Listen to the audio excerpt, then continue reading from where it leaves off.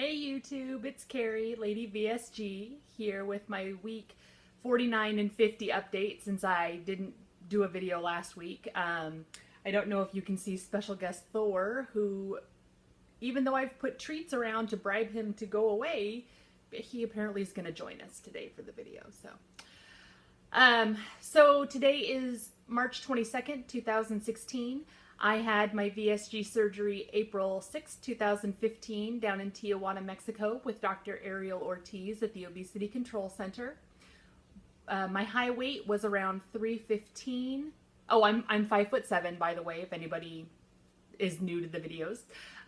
So my high weight was around 315. When I booked the surgery, I weighed 301.8 pounds.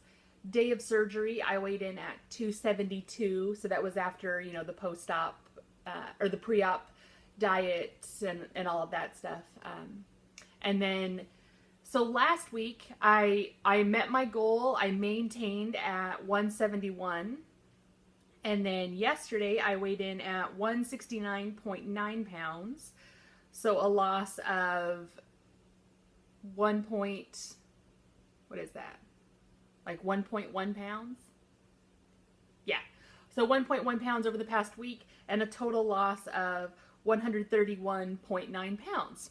So, I mean, I feel more excited about this, like just the fact that I'm down to 169.9, because like I said a couple weeks ago in my video, you know, day of surgery, I weighed in at 272. So now I'm definitely like, I've gotten below 100 pounds lost since surgery, because people will ask me, like, how much weight have you lost? And I always tell them, like, oh, you know, 130 pounds, or, you know, when I was in the 175s, it's like, oh, like 125 pounds, because I always included the weight.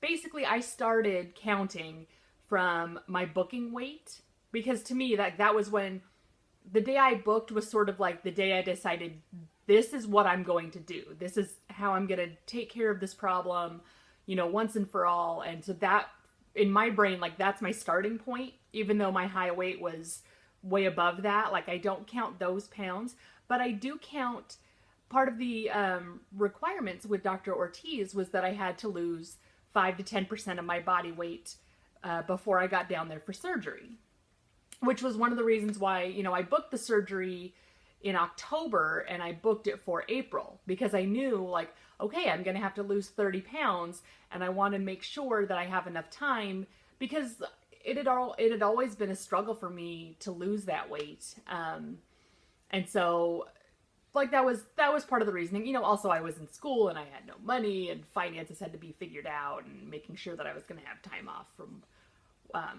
my job whenever I did move back, and like all sorts of other things. But, you know, like, so those were very practical reasons. But, like, I mean, honestly, part of the reason I booked it that far out was because I was afraid that it was going to take me forever to lose the 30 pounds that I knew that I needed to lose.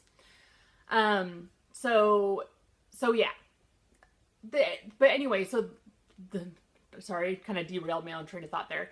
But somebody asked me recently, do you count that weight, the pre-op requirements, or do you just count from surgery? And I was like, no, I count it all, because, like, I worked hard to lose that weight. You know, I would say those 30 pounds were probably the most difficult to lose up until recently. You know, like, I would say in the last couple of months, you know, my weight loss has definitely slowed down. I have to make a much more conscious effort to lose weight now. And my sister pointed out, you know, like, if you ask your average American, they probably say they have like 15 to 20 pounds that they want to lose. And that's kind of where I am right now. You know, I'm 169. I would love to get down to 155. You know, and that's only 14 more pounds, which is mind-boggling to me, because I remember being 300 pounds and thinking, I don't know if 155 is a reasonable goal, like maybe 175, 180.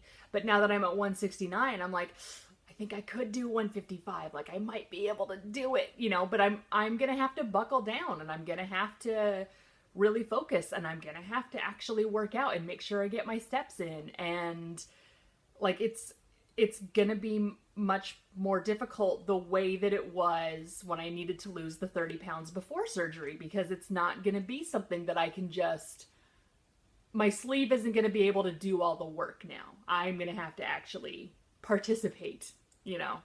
I guess that would be the way to put it. So, but yeah, so long story short, I definitely count those pounds. Those pounds were hard. It counts.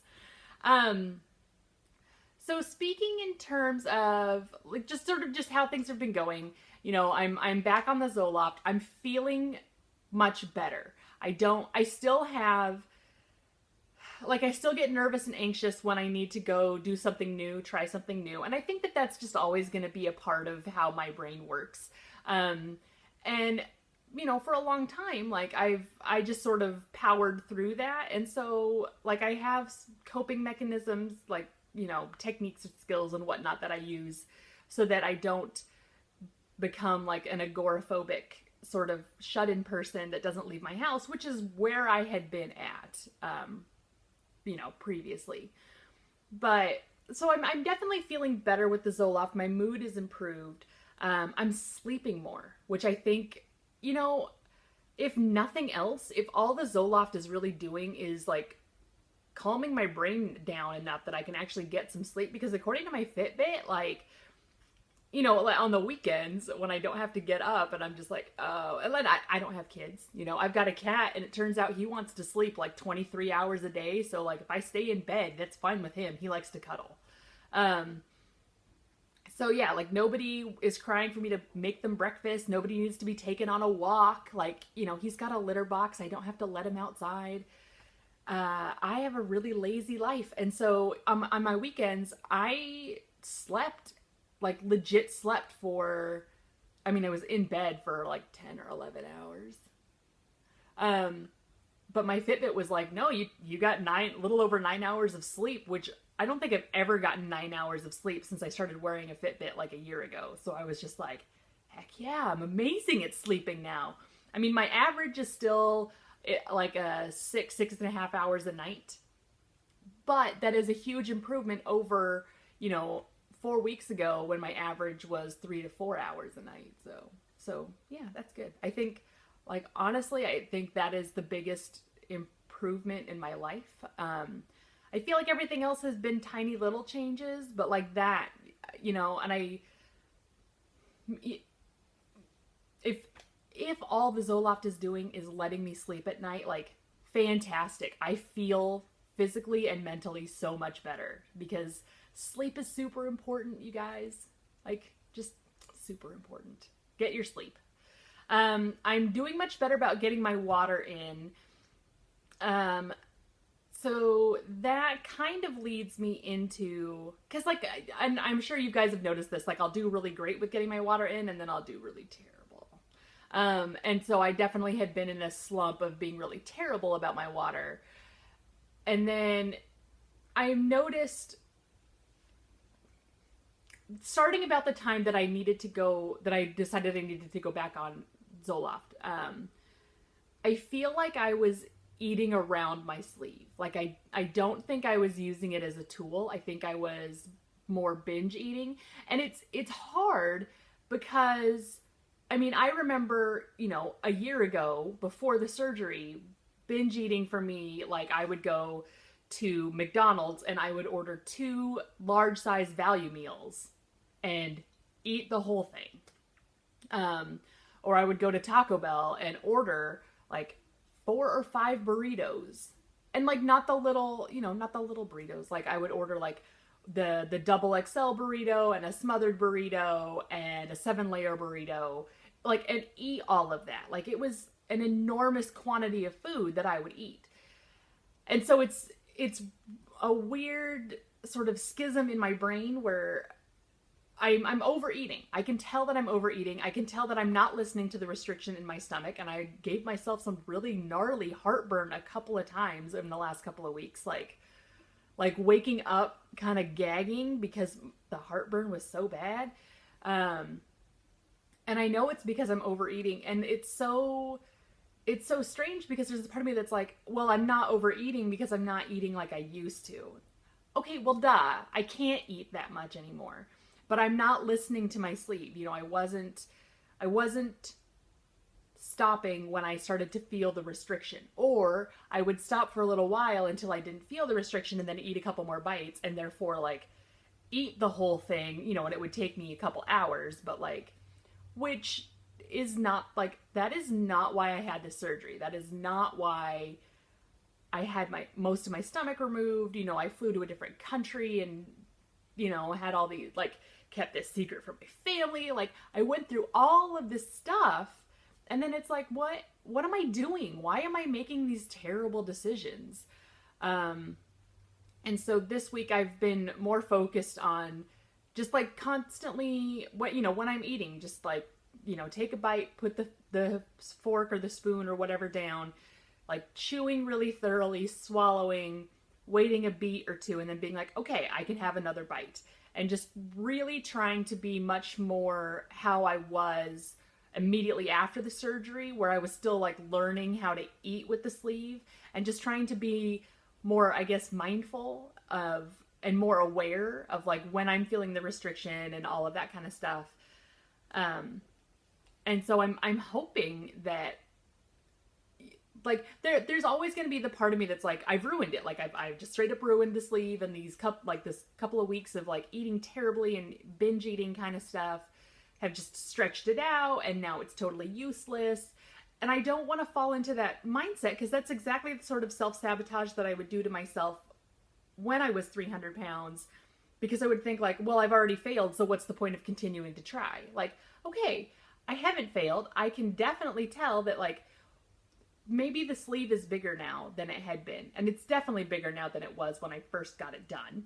But it's still smaller than my previous stomach was. And if I would just, you know, be respectful of it and treat it the way I'm supposed to, it will do its job. I have to just allow it to do that. And I've checked in on the forums, and, you know, and I'm not the only one who sort of had this kind of a slip up. And there's something that people recommend called the 5-day pouch test. I think that's what they're calling it.